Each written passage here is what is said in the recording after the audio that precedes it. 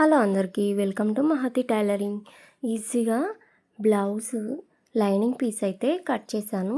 ఈ లైనింగ్ పీస్ని మనము శారీలో వచ్చిన బ్లౌజ్ పీస్ పైన ఎలా పెట్టి కట్ చేయాలనేది ఈ వీడియో అనమాట. సో ఇప్పుడు ఈ వీడియో చూసేవాళ్ళు వీడియోకి అయితే ఒక లైక్ ఇచ్చేయండి ప్లీజ్. నా ఛానల్ని అయితే సబ్స్క్రైబ్ చేసుకోండి. చూస్తున్నారు కదా, బ్లౌజ్ కటింగ్ అయితే ఇలా లైనింగ్ పీస్ కట్ చేశాను.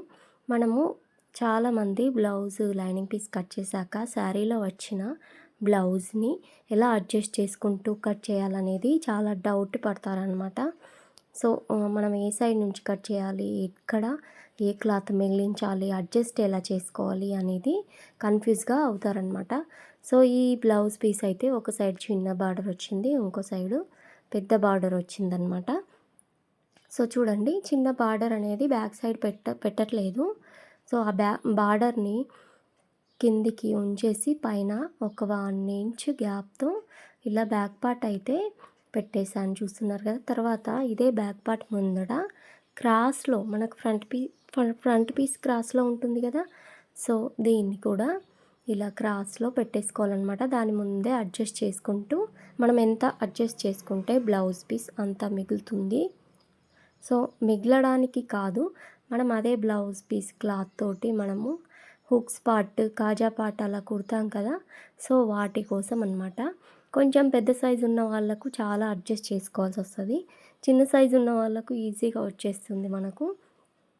సో ఇది మీడియం సైజ్ అనమాట. సో కొద్దిగా అడ్జస్ట్ చేసుకుంటే మనకు షేప్ బెల్ట్లు అనేటివి మంచిగా వచ్చేస్తాయి అన్నమాట. మీరు షేప్ బెల్ట్లు రెండే కుడతారా? నేనైతే ఖచ్చితంగా బ్లౌజ్ పీస్ 2 పెడతాను. మొత్తం 4 కట్ చేస్తాను అనమాట. బ్లౌజ్ పీస్లో లైనింగ్ పీస్ ఒకటి ఉంటుంది. మొత్తం 2 సైడ్స్ 6 షేప్ బెల్ట్స్ అనేటివి పెడతాను అనమాట. సో చూడండి, బ్యాక్ పార్ట్ అయితే ఇలా అడ్జస్ట్ కట్ చేశాను. అలాగే ఫ్రంట్ పార్ట్ చూడండి, ఇలా పెట్టేసుకొని ఫ్రంట్ పార్ట్ కూడా ఈజీగా కట్ చేస్తున్నాను. కొత్తగా బ్లౌజ్ కటింగ్ నేర్చుకోవాలని అనుకుంటే మీరు కమెంట్ చేసి చెప్పండి. నేను చాలా క్లియర్గా ఎక్స్ప్లెయిన్ చేస్తూ బ్లౌజ్ కటింగ్ అనేది వీడియో పెడతాను. సో నా ఛానల్ విజిట్ చేసి చూస్తే మీకు బ్లౌజ్ కటింగ్ కూడా వివరంగా ఎక్స్ప్లెయిన్ చేసిన వీడియోస్ ఉన్నాయి, వెళ్ళి చూడండి. ఖాళీగా ఇంట్లోనే ఉండి బ్లౌజ్ కటింగ్ అనేది నేర్చుకోవచ్చు. దగ్గర కొలత బ్లౌజ్ ఉంటే సరిపోతుంది. ఆ కొలత బ్లౌజ్తో ఈజీగా బ్లౌజ్ అయితే కట్ చేసుకోవచ్చు.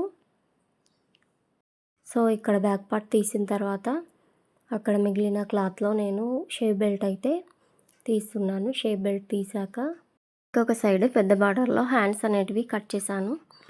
సో చూడండి, షేప్ బెల్ట్ అయితే ఇలా మనకు కింది సైడ్ శారీ పీస్ అనేది ఎల్లో కలర్లో ఉంది కదా, అది షేప్ బెల్ట్ లోపలికి వెళ్ళే విధంగా కుట్టాలన్నమాట.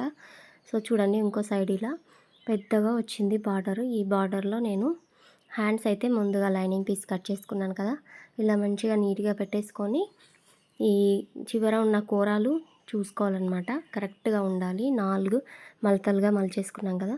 సో ఇలా కొద్దిగా ఎక్స్ట్రా ఉంచుకొని ఇలా అయితే కట్ చేసుకోవాలి. సో దీనికి చివరలో సైడ్ జాయింట్లు అనేటివి పడతాయి, అవి బ్లౌజు కుట్టేటప్పుడు చిన్నగా కుట్టేసుకోవచ్చు. సో చూడండి, ఇంత మిగిలిపోయింది. దీంట్లో నేను ఇంకొక షేప్ బెల్ట్ తీయాలి కదా. సో ఇక్కడ తీస్తే మన క్లాత్ అనేది తక్కువ మిగులుతుంది. సో ఇక్కడ తీస్తే మనకు బ్యాక్ సైడ్ శారీలో వెళ్ళిన ఎల్లో కలర్ కనిపిస్తుంది. సో ఫ్రంట్లో మనకు కరెక్ట్ గ్రీన్ ఉంది, బ్యాక్ సైడ్ ఎల్లో కలర్ ఇంకొక సైడ్ కట్ చేసిన దాంట్లో కూడా అది బ్యాక్ సైడ్ పెట్టేసుకుంటే సరిపోతుంది. సో చూడండి, ఇక్కడైతే కట్ చేస్తున్నాను.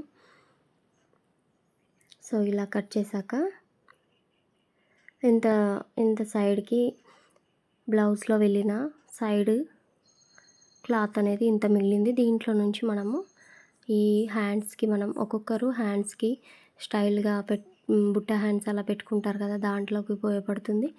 నేను ఈ క్లాత్ని ఏం చేద్దాం అనుకుంటున్నాను అంటే హ్యాండ్స్కి కిందికి ఇలా కుచ్చులు పెట్టేసి కుడదాం అనుకుంటున్నాను.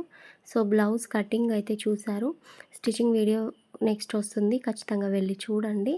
చాలా ఈజీగా ఈ శారీలో వెళ్ళిన బ్లౌజ్ని మన లైనింగ్ పీస్కి ఎలా అడ్జస్ట్ చేసి కటింగ్ చేయాలనేది చూపించాను. వీడియో నచ్చితే లైక్ చేయండి, షేర్ చేయండి, సబ్స్క్రైబ్ చేసుకోండి. చూడండి, ఒకసారి ఈజీగా కటింగ్ అయితే చేసేసాను. Thank you for watching. Like ఇవ్వండి.